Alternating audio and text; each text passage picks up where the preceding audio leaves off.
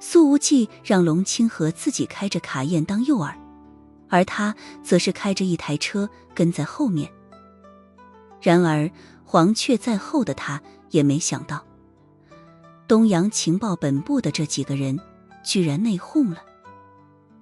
看着他们车子停下，苏无忌于是就溜达着过来，想看看情况。谁能想到，竟看到了钟齐奈美快要被侵犯的场景。自己本来还想用龙清河做诱饵来勾引领风族出手，没成想实在是太高估这些家伙了。那么重大的任务当前，居然还想着要睡女明星，混蛋！眼看着美人在侧，却吃不到西，野孝太郎快要气得爆炸，直接从腰间抽出了一把淬了毒的手里剑。你们这群东洋人能成什么事儿？苏无忌摇了摇头，随后手掌在车窗上不轻不重地拍了一下，啪！车窗玻璃爆碎。此时钟齐奈美那迷惘与绝望相交织的眼睛里，顿时生出了一线希望。随后西野孝太郎握着手里剑，就要朝着苏无忌的脸上捅去，然而他的手却被眼前的青年扣住了。后者刚想动手，却感觉到一股剧痛传来。这个华夏青年的手像是铁钳一般，瞬间就钳碎了他的手腕。那清晰的骨裂声在车厢里响起，随后苏无忌的手轻描淡写的一拧。西野孝太郎眼睁睁地看到自己的手腕变成了麻花，随后便控制不住地发出了一声惨叫。苏无忌又是一巴掌，结结实实地拍在了对方的脑门上。于是这位假匪碎风流的忍者直接被苏无忌一巴掌抽晕了过去。双方根本不是同一个层次的对手。做完了这个动作，苏无忌看也不看，往旁边一抬脚，砰！刚刚冲下车的尾田正夫直接被这一脚踹出了10几米，倒在地上，挣扎了好几下，却根本爬不起来。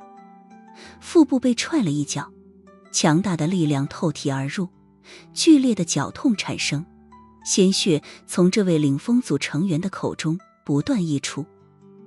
尾田正夫看着朝着自己缓缓走来的青年，眼神里满是惊恐和震惊。你是谁？这个年纪，华夏怎么会有你这么能打的人？噗！话没说完，他又是一口鲜血喷出。而苏无忌已经从车里把迷迷糊糊的钟齐奈美拽了出来，扛在了肩膀上。只是他一扭头，对方的臀侧正冲着自己的脸呢。明明是有重要行动，还穿得这么少，这真的不是故意的吗？虽然有安全裤打底，但是钟齐奈美的白皙大腿还是毫无保留地暴露在外，甚至某个位置肉嘟嘟的轮廓都清晰地展现在了苏无忌的眼前。苏无忌下意识地瞥了一眼，立刻收回了目光，随后心中给了句评价：好家伙，别看这东洋特工个头不高，还是个大户人家。这钟齐奈美确实算得上是个典型的东洋极品女孩，也不怪那2个东洋男人觊觎了这么久。尤其是苏无忌一不小心瞥见了不该看的地方之后，根据自己那丰富的理论知识，更是觉得这妹子别有洞天。这就是内秀啊！下次别穿那么短的裙子啊！苏无忌拍了钟齐奈美的大腿一下，把她的裙摆往下拽了拽，但由于这肩扛的姿势，确实也遮不住多少。谢谢你，钟齐奈美迷迷糊糊地说道：我可以报答你。也不知道是不是由于最近遇到的漂亮姑娘太多了，这一刻苏无忌忽然有了一种大胆的猜想，这个姑娘不会是东洋派来用美人计专门色诱自己的吧？毕竟明星加特工，这两者的身份混合在一起，会让男人产生强烈的好奇心和征服欲。苏无忌心中冷笑，如果真是美人计，你们怕是要失望了。毕竟经历了与白木哥在水里在床上磨来蹭去的终极考验，现在苏无忌觉得自己的定力强得可怕。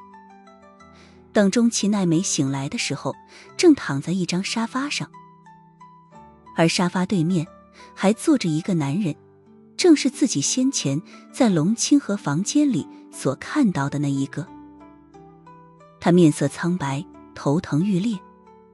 这时候他似乎忽然想起来自己昏迷之前的遭遇，连忙低头摸了摸胸口和裙子。还好所有的贴身衣物都还在，西野孝太郎的侵犯行为并未得逞。谢谢你救了我。钟齐奈美起身，深深鞠躬。醒了就好，那俩人被我抓了。苏无忌说道，你的身体状态可能不太好，但得忍一忍，接下来我们可能要合作。钟齐奈美点点头。这时候有人递过来了一杯水，他抬眼一看，正是龙清河。忍着头疼，钟齐奈美端着杯子又鞠了一躬。谢谢你们。等抬起头来的时候，他的身形微微一晃，差点没站住。那假翡翠风流的叠年伞着实不简单，看起来药劲儿确实太大了。而这时候的钟齐奈美偏偏还展现出了一股舞台上所没有表现过的柔弱，反而别添风情，很容易引起男人呵护的心思。我没想到我身边的两个助手居然一直是假翡翠风流和领风组的卧底。钟齐奈美的俏脸之上写满了内疚之意，说道，他们知道太多的事情了，这是我的严重失职，必须立刻通知血乃小姐。如果我没猜错的话，深田血乃来灵州了？苏无忌问道。他终于明白，那个引得东洋情报本部如此重视的人到底是谁了。深田雪乃，深田雄武的亲生女儿。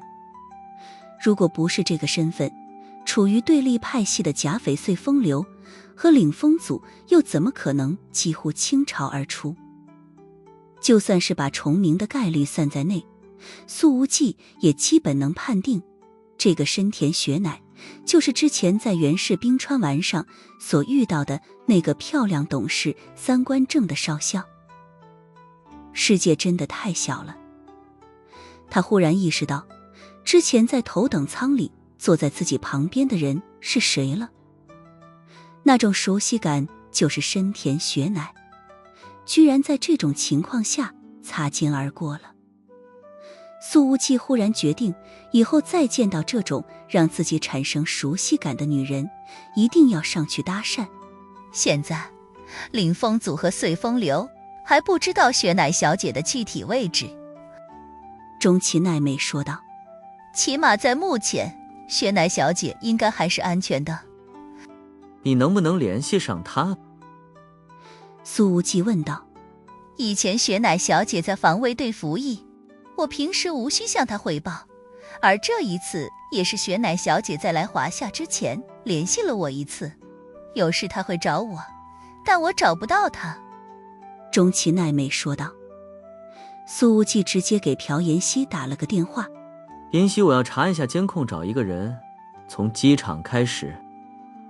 在华夏，道路遍布天网系统，想要找出一个没有刻意伪装的人，其实并不难。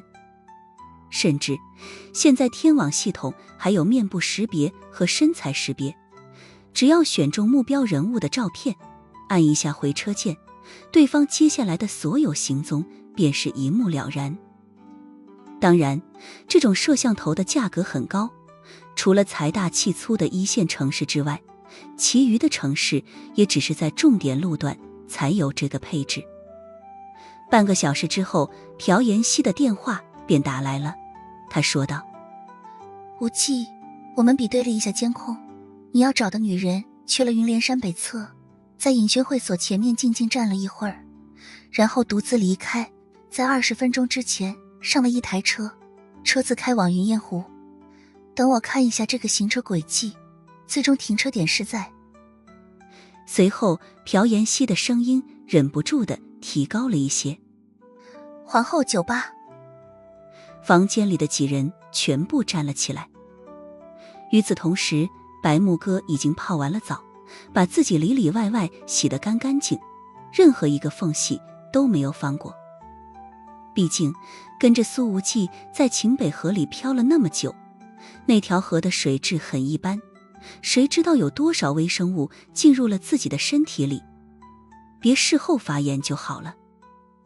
穿上浴袍遮住了那完美至极的身体，白木哥随后走出了浴室。敲门声响起，保姆的声音传来：大小姐，您要的夜宵已经好了。白木哥语气淡淡地说道：送进来吧。卧室房门打开，保姆端着托盘走了进来。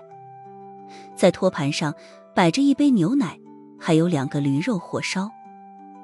之前白东河让人把酒店里的所有行李都收拾好带回来，自然也包括了这20个驴肉火烧。这位保姆正是今天去小院里给白木哥送衣服的那位中年大姐。大姐自己还有点纳闷呢，怎么大小姐去了一趟北河，跟男人睡了一觉，回来之后饭量就涨了，连夜宵都能吃2个驴肉火烧了。以前大小姐为了保持身材，可是从来不吃夜宵的。紧接着，这保姆的脑海里忽然涌出了一个让她感觉到震惊的猜想：大小姐不会怀孕了吧？一定是。白木哥坐在桌前，咬下了一口驴肉火烧，香气再度盈满口腔。但是香归香，白木哥总觉得似乎少了点什么。那家伙说的对，还是现烤的好吃。白木哥的目光微凝，又吃了一口，脑海里不禁回想起那破旧小店门前的满满的烟火气，以及铺满路面的细碎秋光。吃完了1个火烧，白木哥忽然没有了多少食欲。他绝美的面容渐渐变冷，好看的眉毛也是轻轻皱了起来。烦死了，你为什么要有那把剑？白木哥自言自语，本来清冽的眸子也渐渐变得多了些许复杂。随后他站起身来，把卧室门反锁，随后走到了书柜前面。白木哥拿开柜子上面的一个花瓶，露出了下方的一个按钮，轻轻一按，柜子便旋转着打开，露出了后面的一扇与墙面颜色一样的隐形门。白木哥走了进去，随后柜子旋转回来，恢复原样。这里面也是一间书房，只是整体色调显得更冰冷了一些。所有的家具都是纯白色的，是那种冰冷的白，似乎少了很多温度。在书桌上有着一台电脑，还有几台看不明白的复杂设备。白木哥坐在电脑前，戴上耳机，接入了语音通话。那边传来了一道语音：大人，杜卡罗组织的亚洲区域负责人希望就在华夏境内行动一事与您通话。杜卡罗也。白木哥听了这个名词，极为冷淡地说道：告诉他们杜卡罗就不应该存在。那边又说道：这个负责人还让我转告大人，这次他们和凛风组和假匪碎风流也有合作，对于达到目的很有把握，但如果有您的助力就更好了。白木哥：什么目的？电话那边说道：除掉深田雪乃，毁掉迷雾协定。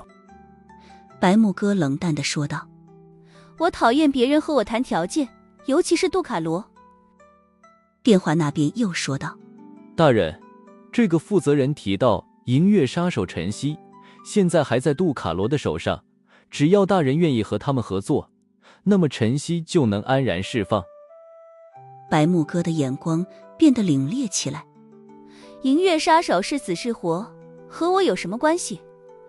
那个负责人还说，他知道晨曦是您的朋友。沉默了许久，白木哥再度开口，声音冰寒入骨。告诉杜卡罗，我要活的。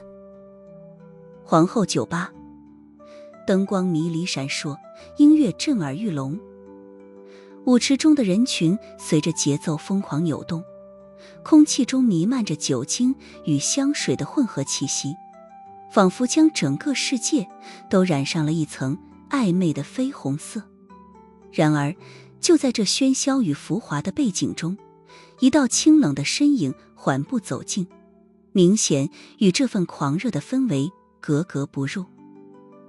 他身穿一件青色风衣，留着利落的短发，发梢只是垂到脖颈中段，衣摆随着他的步伐微微扬起，仿佛是足以划破夜色的锋刃。这姑娘的气质显得有些锐利，尤其是那紧抿的唇线，更是透着一股清晰的冷冽。走进酒吧大门，这扑面而来的靡靡气息让他微微摇了摇头，对此似乎有些不适。这个短发姑娘正是东洋海上防卫队的少校深田雪乃。他明显有些不喜欢这样的场面，眉头轻轻皱着，但还是找了个位置坐下来。其实在叶璎珞之前的那几个随身包包里都是有定位器的。深田雪乃在来到华夏之前特地找到父亲，要了姐姐的所有行踪，而这行踪路线显示叶璎珞偶尔会来这间酒吧坐一坐。只是现在叶璎珞离开了，什么东西都没有带，所有的定位装置全都失效，深田雪乃暂时无从找起。不过父亲的心腹手下约自己在这里见面，商谈转交迷雾协定原版文件事宜，于是深田雪乃便来了。他并不知道苏无忌就是这间酒吧的老板，甚至自从落地灵州之后，他都未曾想起过这个与自己有过交集的华夏青年。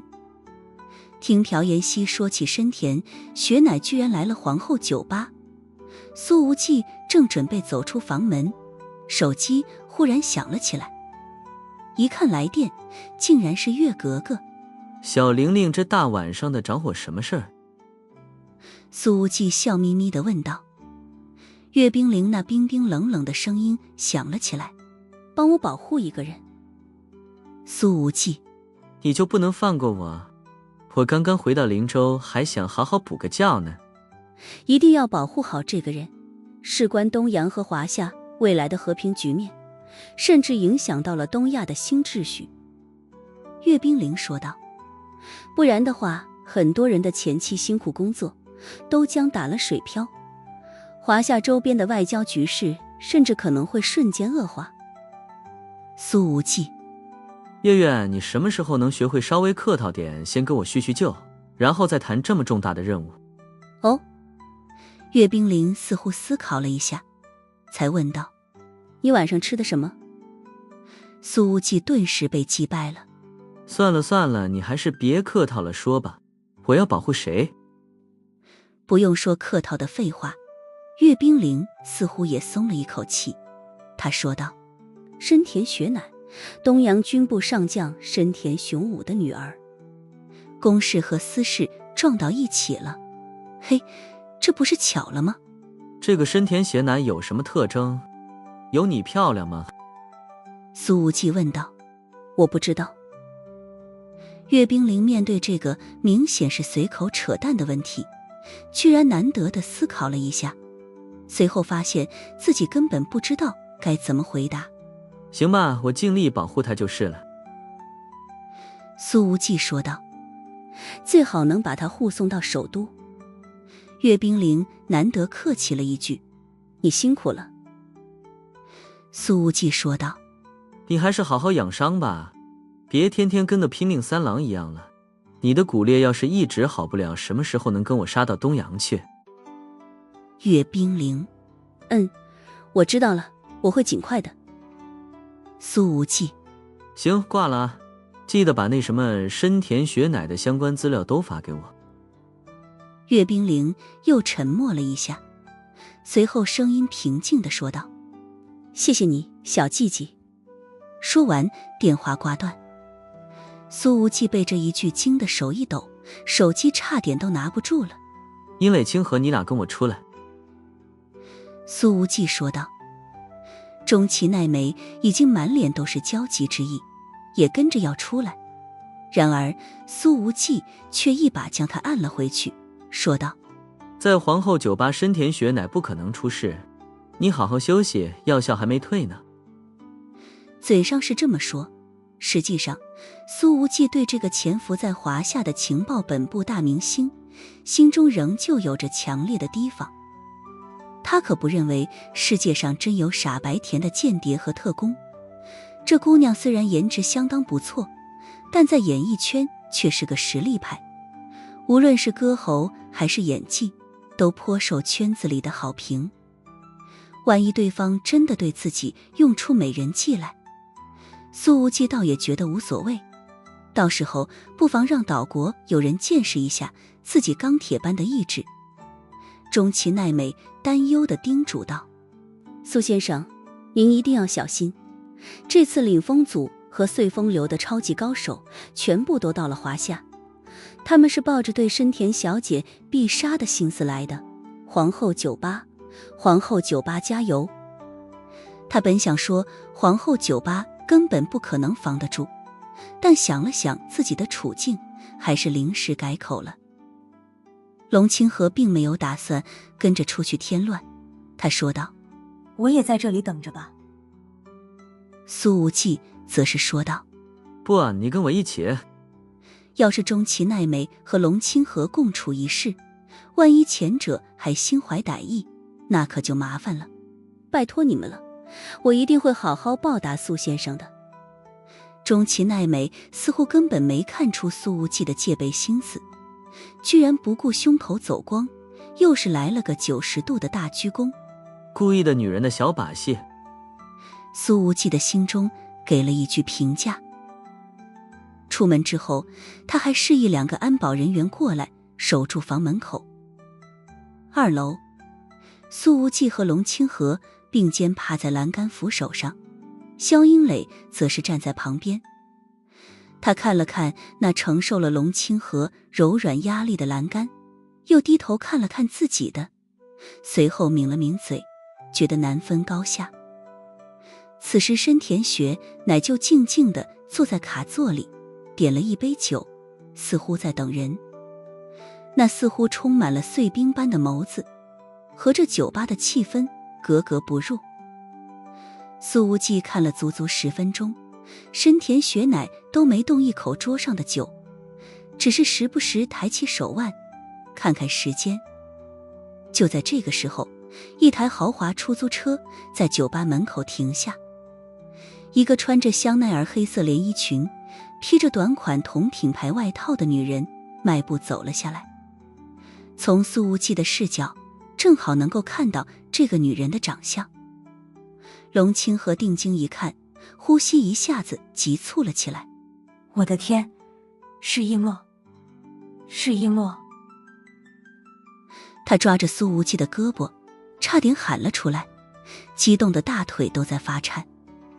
苏无忌却伸出手来，握住了龙清河的手。先等等，静观其变。龙清河默不作声地点了点头，但是眼睛里已经有泪水溢出。她很确定自己还是很在意这个闺蜜的，这种意外之下的重逢让她瞬间认清了自己的内心。叶璎珞似乎并没有约客人，而是穿过了大厅，坐在了一个光线稍暗的角落里，点了好几杯酒，似乎想要买醉。美女，一起喝一杯啊！一个男人的声音响起。叶璎珞摇了摇头，抬手指了指旁边，示意对方离开。然而那男人却一屁股坐在了他的身边，端起一杯酒，笑道：我能看出来你很寂寞，但我有办法可以帮你释放压力，好好的排遣一下寂寞。说着，他就要伸手搂住叶璎珞。下一秒，这家伙便面色骤变，忍不住的发出了一声闷哼。疼。这男人的手腕已经被人扣住了，对方一个反折，直接将他压在茶几上，动弹不得，轻点胳膊都要折断了。这男人疼得脸都涨红了。滚开！冰冰冷冷的声音响起。这个骚扰叶璎珞的男人看到制住自己的居然是个气质冷冽的绝色美人，眼睛里忍不住地涌现出惊艳，但他也着实不敢再搭话了，揉着疼痛的肩膀，忙不迭地离开。叶璎珞抬头一看，那碎冰般的眸子顿时映入眼帘。雪乃！他低呼一声，表情之中瞬间有出了慌乱之意，起身就要离开。然而深田雪乃却抓住了他的手，声音比起刚才明显变得温和了一些。姐姐，我是来找你的。我不要你来找我。叶璎珞把头别向一边，声音之中似乎毫无感情。你快回东阳，现在就走。深田雪乃的眼眸之中有着金光闪动，他的情绪也有着相当清晰的波动，说道：姐姐，我好不容易找到了你，如果要走，也是带你一起走。叶璎珞着急地跺了跺脚。雪乃，你傻吗？我暴露了，现在华夏国安肯定在盯着我，你要是不走，我会直接牵连你的。深田雪乃却没放手。姐姐，局势不一样了，父亲其实一直在寻求与华夏方面的合作，华夏国安不会对我动手的。父亲在寻求和华夏的合作？叶璎珞有点不太相信。这不可能，整个东洋军部就他这个鹰派的代表人物和华夏竞争的最激烈。深田雪乃仍旧抓着他的手。有些事情真的只是表面，父亲是个军人，但更像是个政客。姐姐，你可以不相信他，但你不能不相信我。叶璎珞轻轻摇了摇头，叹了一口气。他何尝不知道，从小到大看似性格冰冷却为人无比纯粹的妹妹，其实一直是那个家里对自己最好的人。但是华夏的局面那么复杂，那个年轻男人放了自己一马，就是为了放长线钓大鱼。叶璎珞不喜欢深田家族，但是却绝对不愿意牵连深田雪乃。相信我，姐姐。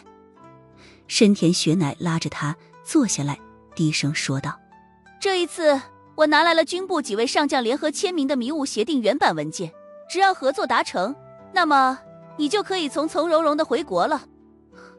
迷雾协定？什么意思？叶璎珞问道。东洋是独立的国家，不应该成为米国制衡东亚的武器。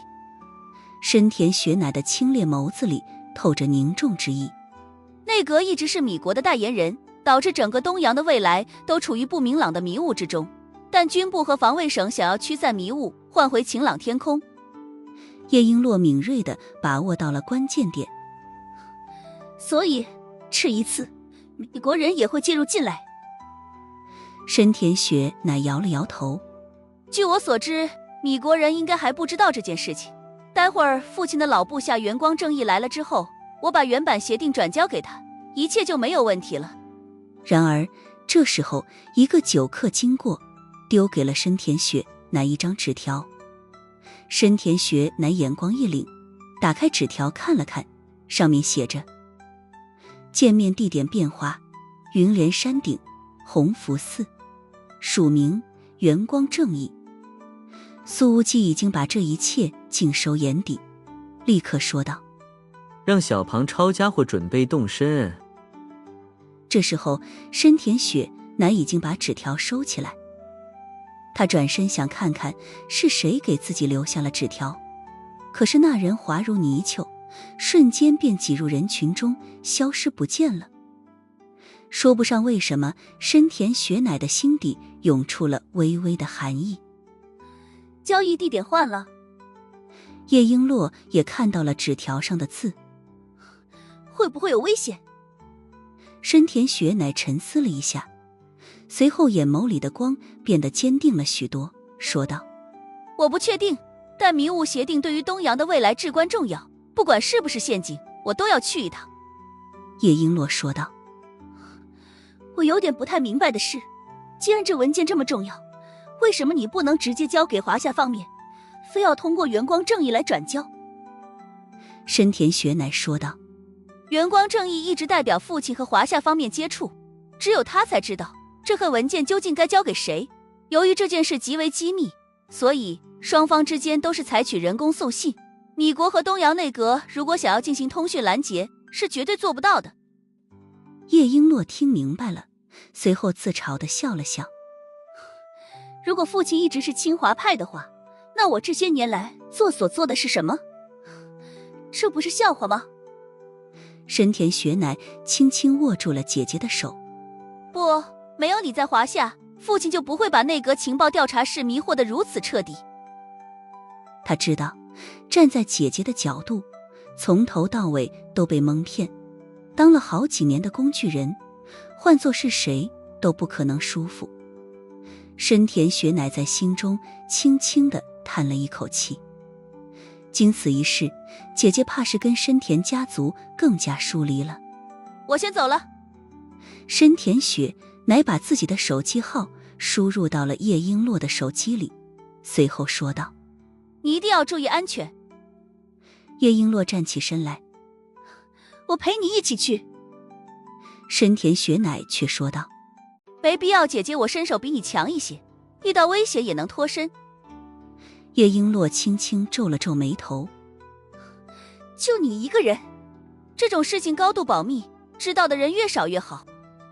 深田雪乃指了指叶璎珞的手机，说道：我们互相报平安吧。说完，他便快步走了出去。叶璎珞站在原地，俏脸上写着明显的担忧。然而这时候，一道声音从旁边响起来：这个深田雪乃是军人出身，当特工的经验不太丰富，一般情况下接头地点临时更换，9成9都会出大问题。叶璎珞扭头一看，正是苏无忌。这一刻，他的脸上显现出了浓浓的复杂之意。刚要说什么，龙清河已经从一旁一把抱住了他。璎珞。龙清河的眼睛里涌动着难言的情绪，说道：你放心，有无忌在，你的妹妹一定不会有事的。叶璎珞轻轻抱着龙清河，深深地看了苏无忌一眼，随后很是认真地说道：拜托了，如果雪乃在这次任务里能安然无事，我愿意付出任何代价来报答你。她的容貌漂亮娇柔，身段成熟风韵，真的让人很难拒绝。苏无忌呵呵一笑：行啊，我救了你的命，又救了你妹妹的命，到时候你们姐妹俩一起报答我。说完，他便快步朝着外面走去。叶璎珞的眸光一颤：他说的真的假的？龙清河的笑容很温暖。你觉得无忌是这样的人吗？叶璎珞轻轻一叹：他是个好人，少见的好人，但这次真的太危险了。一份秘密协定，起码涉及了3个国家。此刻的灵州就是暴风中心，看得见的风暴都已经可怕至此，看不见的暗流还不知道得汹涌成什么样子。你很看重你的这个妹妹。龙清河说道。叶璎珞则是道：我是认真的，如果雪乃能在无忌的保护下安然无恙，那么无论无忌对我提出什么要求，我都绝不会有半点怨言。顿了顿，他眸光低垂，补充了一句：当然，他救过我的命，这都是我欠他的。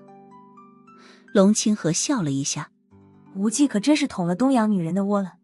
就在这楼上房间里，还有一个口口声声要报答他的东洋大明星呢。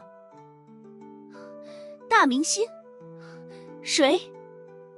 叶璎珞问道。中崎奈美。龙清河说道。他今天找到我家，自称是防卫省情报本部的人，向我打听你的消息。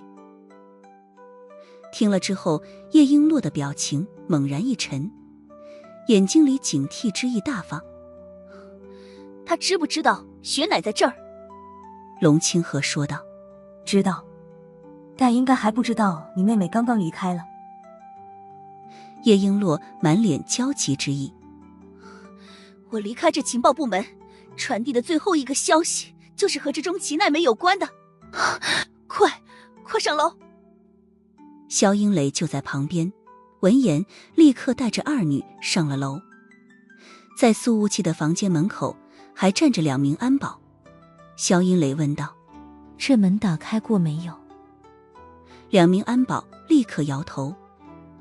萧英蕾打开了门，窗户开着，苏无忌的套房里已是空无一人。这一层是酒吧顶层，相当于5、6楼的高度，若是没有强大的身手，从这里翻下去肯定得摔残摔死。叶璎珞凝重地说道：我得到的最后一个消息就是关于这个中崎奈美的，他看似是情报本部的潜伏人员，实际上是忍者流派甲贺流近50年来的头号天才。什么？龙清河的表情满是震惊。可是无忌救下他的时候，他中了什么碎风流的叠棉伞，还差点被他2个助手侵犯。我不清楚当时的具体情况，但现在看来也许是为了做戏做全套，演得更逼真。叶璎珞说道。这中崎奈美要是连2个长期跟着自己的助手都搞不定，还当什么秘密护卫队的队长？萧英蕾的眼光一凛。那么甲贺流是站在哪边的？他们和领风组以及甲斐碎风流的目的是一样的吗？米国。叶璎珞说道。甲贺流是东洋国内唯一受米国 CIA 长期重金资助的忍者流派。深田雪乃正要走出酒吧大门，却被安保拦住了。老板娘，你不能走。王大洲说道。老板娘，你在说什么？这一刻，深田雪乃简直怀疑自己的华夏语是不是没及格了。他冷冷回应：请你让开，我还有急事，你认错了人。王大洲义正言辞地说道：我师父让我拦住你，说你是一个对我老板很重要的女人。既然是很重要的人，又是个女的，自然就是老板娘了。深田雪乃冷冷说道：我不认识你们老板，你让开。这一刻，他的气质开始变得凛冽了起来。这气势一出，那位杀伐果断的海军少校便又回来了。你确实认识这里的老板？一道声音在深田雪乃的身后响了起来，这声音略微有一丁点熟悉，似乎在什么地方听到过。深田雪乃一转身，便看到了一张年轻的脸。是你？惊讶的情绪充满了那满是碎冰的清澈眼眸。一看到苏无忌，深田雪乃便觉得颈椎隐隐作痛。上次在袁氏冰川丸号上，自己都提前说了，让这家伙下手轻点，结果对方一记手刀，让他的脖子疼了1个多星期，颈椎差点没被打错位了。世界很小。苏无忌笑了一下。我也是刚刚才意识到，从首都飞回灵州的飞机上，你就坐在我的旁边。深田雪乃看了看苏无忌的穿着，才回想起来，当时在飞机上，邻座戴着口罩眼罩的男人穿着的就是这套衣服。他对苏无忌并不反感，说道：我现在有事要办，办完事再来找你。苏无忌说道：我陪你一起去。申田学乃深深地看了他一眼，冰湖一般的眸子里看不出任何的情绪。此事绝密，我一个人去就行。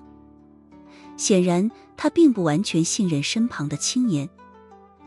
然而苏无忌接下来的一句话却让他改了主意。林风祖和贾匪碎风流都在找你，以及你手中的迷雾协定文件。那两个对钟崎奈美下毒的家伙已经被苏无忌审完了，所以他也已经知晓了迷雾协定一事。深田雪乃的眼睛里闪烁着冷冽的光，说道：我的手里没有什么迷雾协定。苏无忌看了看深田雪乃手里的包，说道：不管你有没有，我必须陪你同去，这是华夏中央调查局给我的任务。你可以信任吗？深田雪乃直视着苏无忌的眼睛。毕竟这份协定如果真的谈成了，很多利益的格局都会改变。华夏境内同样有人不愿意看到这场合作成功。苏无忌，当然。深田雪乃想起原是冰川丸上那些被解救的人质，于是说道：走。苏无忌按了一下车钥匙，旁边的报废款桑塔纳闪了闪灯。深田雪乃对于苏无忌开着这么破的车颇为意外，但还是坐上了副驾。一个娇俏玲珑的身影站在远处的湖边树林中，举着望远镜，目光一直落在深田雪乃手中的包上。她穿着羊绒外套和超短裙，正是钟崎奈美。迷雾协定不可能成功，谁阻挡谁就死。他冷冷说道。只是刚要迈步，钟崎奈美便是脚步猛然一顿，脑海里又涌出了些许的眩晕感，让他的腿又有点软。叠棉伞的效果太猛了，差点阴沟里翻船。钟崎奈美说着，从口袋里翻出了一粒药，直接塞进了嘴里。这就是叶璎珞猜错的地方。钟崎奈美确实没料到尾田正夫和田野孝太郎会背叛自己，这两人隐藏得太好了，连半点马脚都没有露出来。也就是说，苏无忌是真的把他从被侵犯的魔爪之下救出来的。随后钟崎奈美走到了停车场，上了一台早就停在这里的车，迎着茫茫夜色追向云连山的方向。苏无忌开着车一路前往云连山顶的弘福寺。此时已经是凌晨1点钟了，弘福寺的大门已经关闭，至于具体的情况是什么，只有到了现场才会知道。苏无忌看了看坐在副驾上的深田雪乃，其实你没必要亲自来。后者说道，这个协定牵扯到的利益太庞大了，防卫省的情报本部被严重渗透，很多本来可以相信的人，或许都会因为这个东西而变得不可信。这句话也不知道是不是在点苏无忌。显然，深田雪乃并没有完全放下对这个青年的戒心。苏无忌说道，其实对你来说，迷雾协定原版文件都是次要的。来到华夏国内，你的主要目的就是寻找叶璎珞。听了这句话，深田雪乃的眼睛里明显涌出了惊讶的神色。的确，在铃木永泰的追悼会结束之后，他主动向父亲请缨来华，就是为了寻找自己的姐姐。而深田雄武也是顺水推舟的，把这项重要的任务交给了最出色的女儿。苏无忌又问道，上次我给你留的那个号码你打过没？也许是由于心中的压力实在太大，性格冷冽的深田雪乃也愿意多聊几句，说道，我人在东洋国内，就算是遇到了危险，打这个号码也是没有用的，你鞭长莫及。谁说我鞭长莫及了？苏无忌，你以为我这号码是随随便便给的？那就是专门留着帮你在东洋解决问题的。深田雪乃淡淡说道，以后有机会再打。苏无忌没好气的回应，最好没这个机会。其实他都觉得这位三观很正、身子更正的漂亮少校，已经把那被他吃掉的号码给忘记了。到了云连山顶停车场，再想向上只能走台阶，车子已经开不上去了。苏无忌说道：这里距离弘福寺还有100多米，爬上去吧。好。深田雪乃这时候觉得有一个当地的向导也挺不错的，至少在异国他乡执行任务的自己不用在深夜感到特别孤单。他说着便抱着怀中的包下了车。苏无忌看了看他这包，说道：其实我完全可以联系中央调查局或者华夏国安，让他们直接来人把东西取走。深田雪乃用那清澈见底的眸子看着苏无忌，说道：你能确定接收文件的人是人还是狼？苏无忌想起岳冰凌那张冰冷的俏脸，非常肯定地说道：我能确定啊。深田雪乃反问：那他的上级呢？他的上上级呢？你都能确定？苏无忌想了想，心思深沉、手腕繁多的宋鹤鸣，于是道：差不多吧。但宋鹤鸣在网上，苏无忌还真的没法确定。首都的利益关系错综纷乱，简直比亚洲国与国之间的关系还要复杂。深田雪乃的语气仍旧有些冷冷的：我知道你们华夏官方的办事风格，遇到事情都是层层研判，会出问题的环节实在太多了。苏无忌：你说的还挺有道理。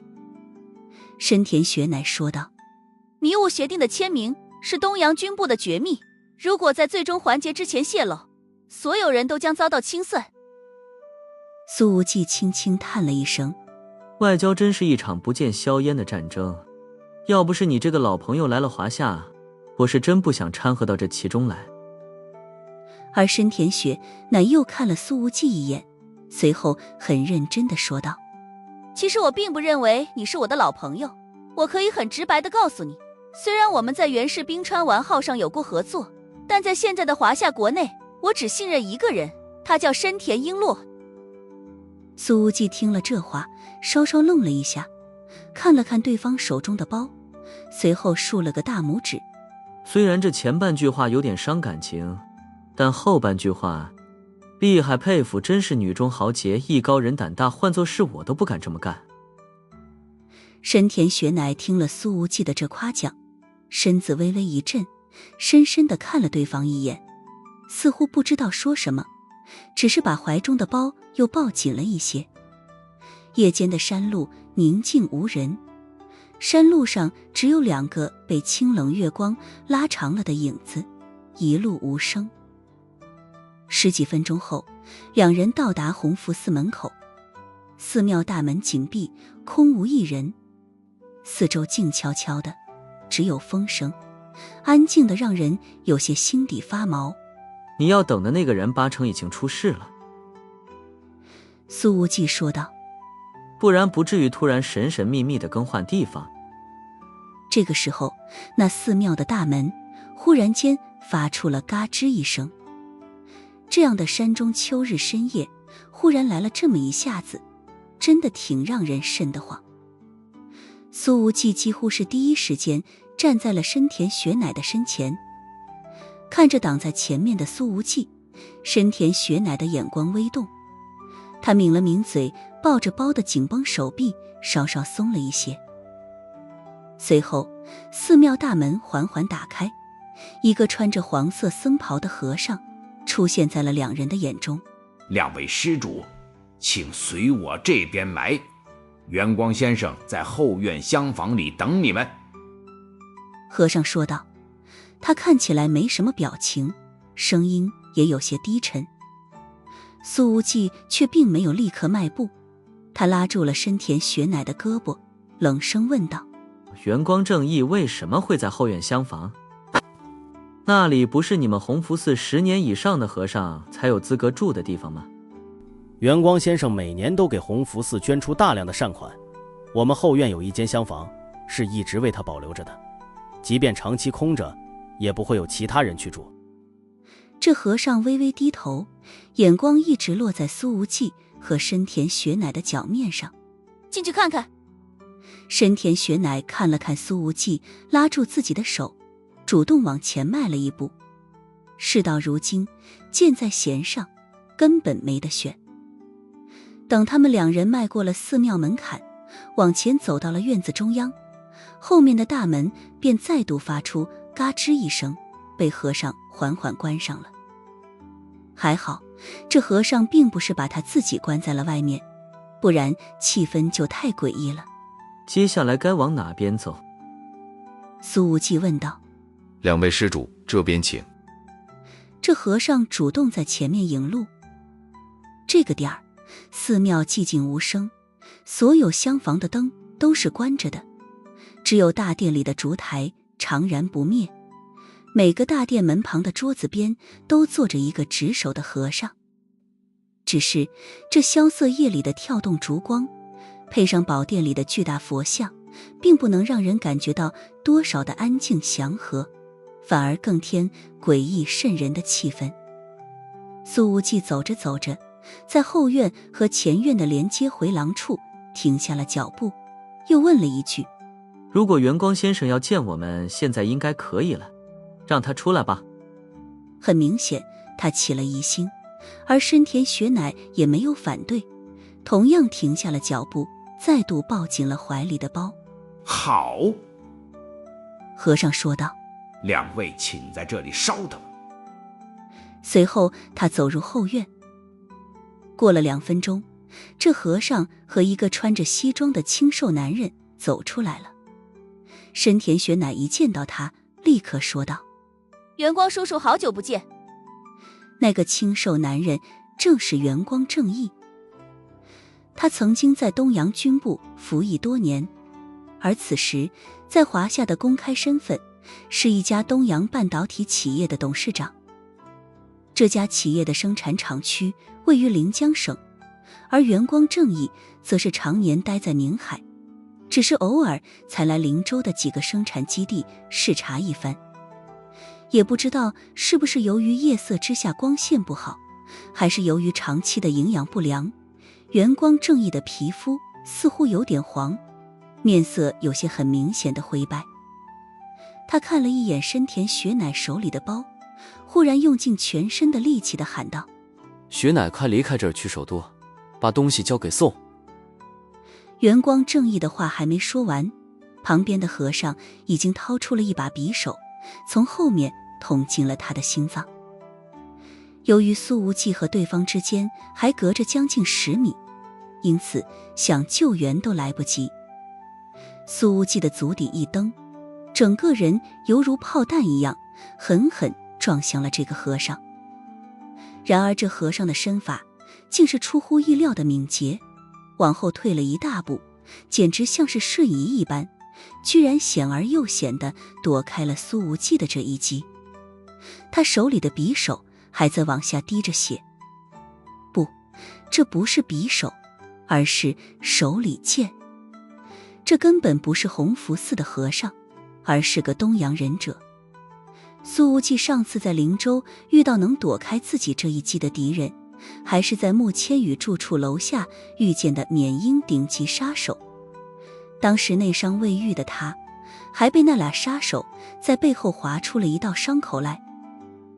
这时候元光正义已经倒在了地上，鲜血从后背的伤口汩汩流出，地上血痕的面积在不断扩大着。元光叔叔！深田雪乃立刻跑了过来，半跪在元光正义的身边。后者的生命力在迅速流失着，喘气声简直像是拉风箱一样。他最后说出了3个字：宋鹤民。说罢，元光正义的脑袋一歪，彻底没了声息。深田雪乃伸出手给元光正义合上了眼睛，随后盯着那个握着手里剑的和尚冷冷说道：拥有这样的身法，你到底是谁？这和尚微笑着说道：我是谁，你们马上就要知道了。紧接着他抓住了僧袍的前襟，忽然一扯，那僧袍瞬间消失不见，取而代之的则是一件黑色忍者服。甲斐碎风流上忍，冈户纯平向深田雪乃小姐问好。上忍，深田雪乃的瞳孔瞬间凝缩起来，这可是东洋民间的顶级武力。然而这冈户纯平的话音刚刚落下，一道紫色剑芒已经抽到了他的面前，唰，一道鲜血从这个上忍的胸口飙溅而起。虽然现在甲斐碎风流的规模已经发展得很庞大了，可流派内顶层上忍的数量绝对不超过5个。因为东洋高级忍者和高级武士在多年以前被一个姓苏的华夏男人杀得断了带。在冈户纯平看来，自己身为上忍，此次来到华夏参与围猎深田雪乃，已经是很给深田家族面子了。把深田雪乃引导到弘福寺，让这位上将之女身陷重重埋伏，这是一个看起来十分完美的局，根本挑不出半点毛病，完全是胜券在握。可是冈户纯平失算的是，那一道紫色的剑芒居然快到了这种程度，好似从虚空之中生出了一道紫色的霹雳，瞬间就袭杀到了自己的身前。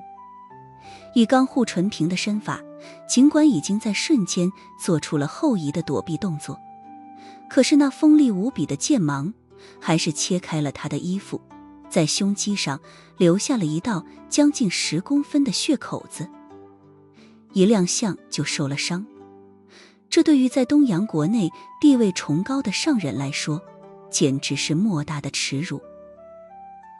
而那个伤了自己的青年，此刻却两手空空地回到了深田雪乃的身边。那紫色的剑芒一放即收，居然完全不见踪影了。以冈户纯平的眼力，甚至没能看出来此人将紫色长剑收到了哪里。这一剑究竟是示威还是炫技？一剑就伤了我，你到底是谁？冈户纯平盯着面前的华夏青年，眼神阴狠的恨不得将对方撕碎。你绝对不可能是无名之辈。我就是无名之辈啊。苏无忌耸了耸肩，怎么你们东洋的上忍都这么菜的吗？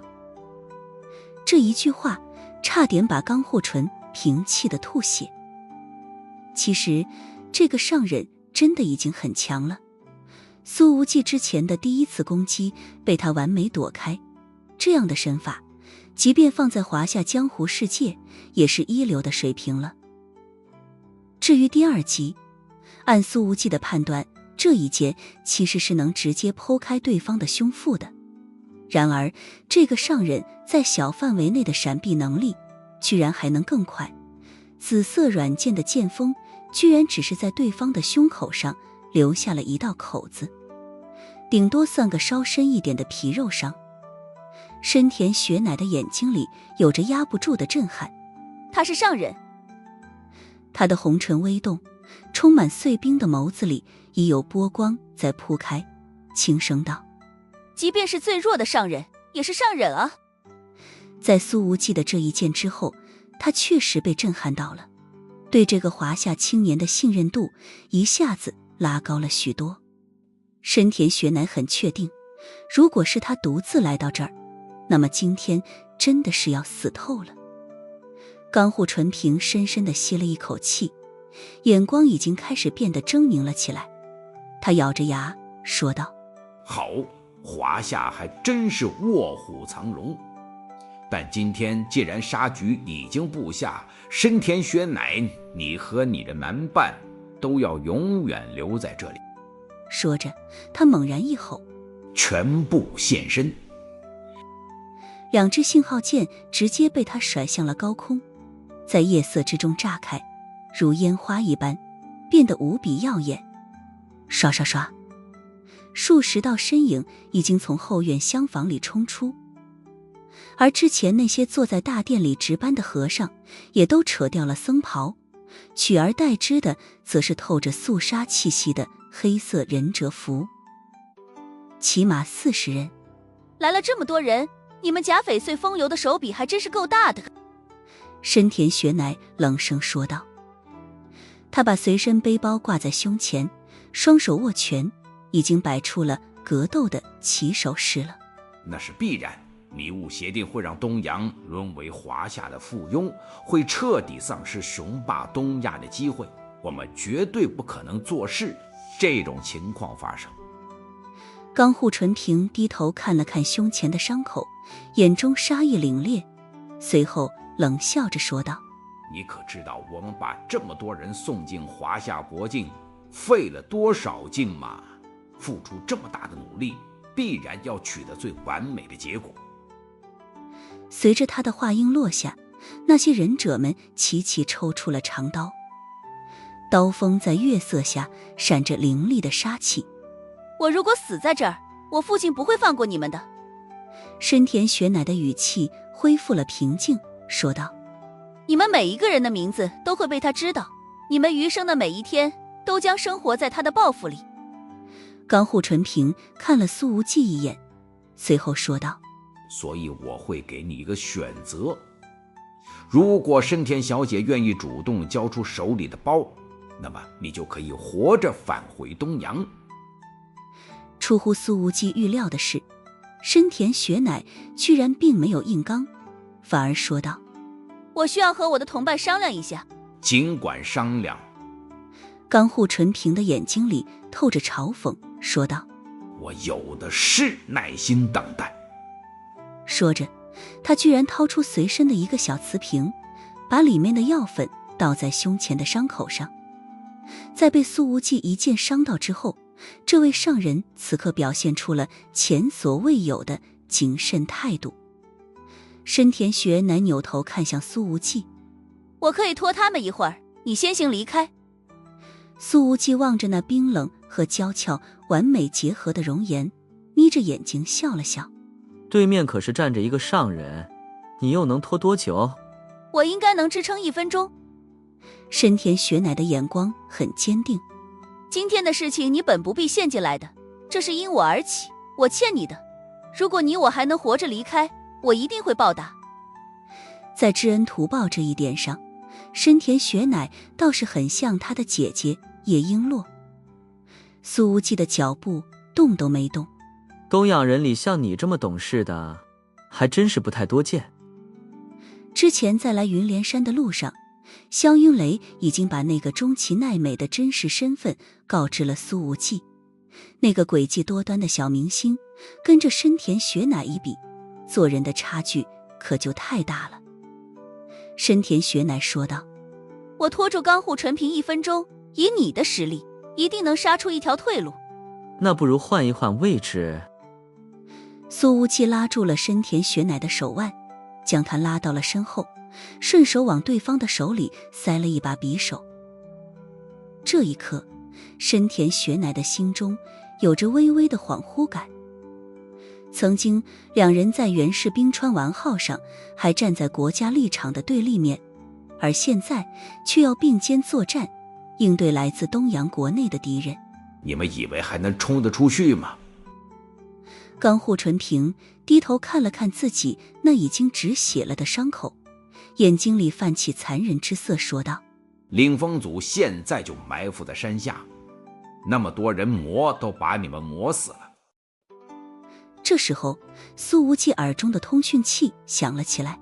老板，有人从山林里冲向寺庙，请示一下，是否开枪？这是小庞的声音。苏无忌淡淡说道：一个都不要放进来。小庞看着瞄准镜里起码上百个身影，手放在了扳机上，瓮声瓮气地开口：是，一个不放。下一秒，砰！枪声划破了月色，惊起了山林间的无数飞鸟。领风组率队的名叫九田大树，也是个高级武士，实力媲美上人。在他看来，今天大老板所制定的整体计划非常完善，深田学乃必然插翅难飞。唯一不爽的是，要让甲斐碎风流的忍者们抢了头功了。只是他微微有点意外的是，以刚户纯平的实力，怎么没在第一时间搞定深田雪乃，反而释放了信号键？一组把那座寺庙给我包围了，二组跟我杀进去，把深田雪乃给我剁碎了。九田大树喊道。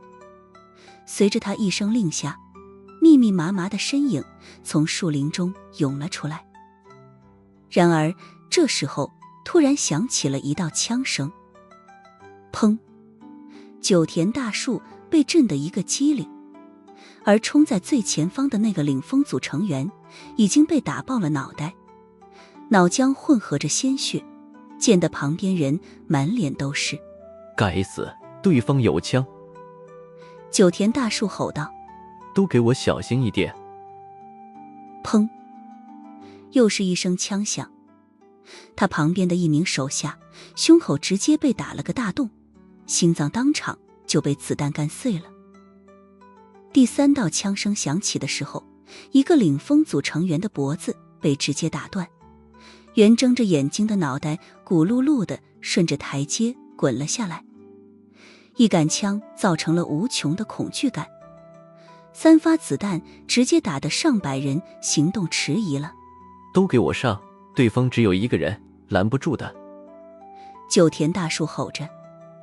枪声继续响起，小庞很嚣张，连狙击位都不带换一下的，就在200米之外连续开着枪，明显就是欺负领风组没有远程攻击的武器。这种感觉太憋闷了，让九田大树想要当场吐血。这距离寺庙还有200米呢，已经死了8、9个人了。要是按照对方这杀伤效率，等推进到寺庙跟前，还能剩几人？领风组的成员纷纷寻找掩体，要么躲在树干后面，要么直接缩在台阶下。可是总有几个藏得不太严实的，又被小庞的狙击枪收割了好几条性命。九田大树点了几个精悍武士的名字：井上大谷内援，你们带着小队的武者从树林后面包抄，去解决掉这个狙击手。在九田大树看来，只要这个狙击手被东洋武士近了身，那么将毫无反抗之力，只剩下被活活剁碎的下场。其实直到这个时候，这位在华夏灵州聚集了100多人的领风族武士部头目，依然没有意识到为什么在今天晚上，云连山连一个夜跑的人都没有，半个游客的影子都看不见。井上等几个武士得到命令，立刻带着10几个精锐手下，朝着树林后方绕过去。然而他们才刚刚绕出了不到200米，忽然似乎有一阵风吹过，紧接着尖锐的破空声便响起来了。咻！一个走在最后方的武士身体猛然一顿，随后直挺挺地栽倒在地。快起来！井上喊道。他们还以为这个手下是脚下拌蒜摔倒了，可是这时候他们赫然看到，在这个武士的后脑勺上竟是露出了一截箭杆，那箭杆闪着乌光，明显是金属所打造。这时候又是3道破风声响起，咻咻咻！这里的10几个东洋武士都听到了声音，全都本能地往一旁扑出，然而还是没能躲开。前2道箭矢分别贯穿2个武士的胸膛和喉咙，第3支箭则是从一名武士的太阳穴里射进去，直接深深插进了脑袋，连个照面都没打呢，就直接折损了4个人。无边的惊恐在这些精悍武士的心中蔓延。在70、80米开外的树梢上，一个穿着黑色夜行衣的蒙面身影正在弯弓搭箭，剑尖释放出夺命的寒芒，月光将马尾辫淬成一道垂落的银刃。他的衣服似乎吸收了所有的反光，宛若夜色下收割生命的隐形幽灵。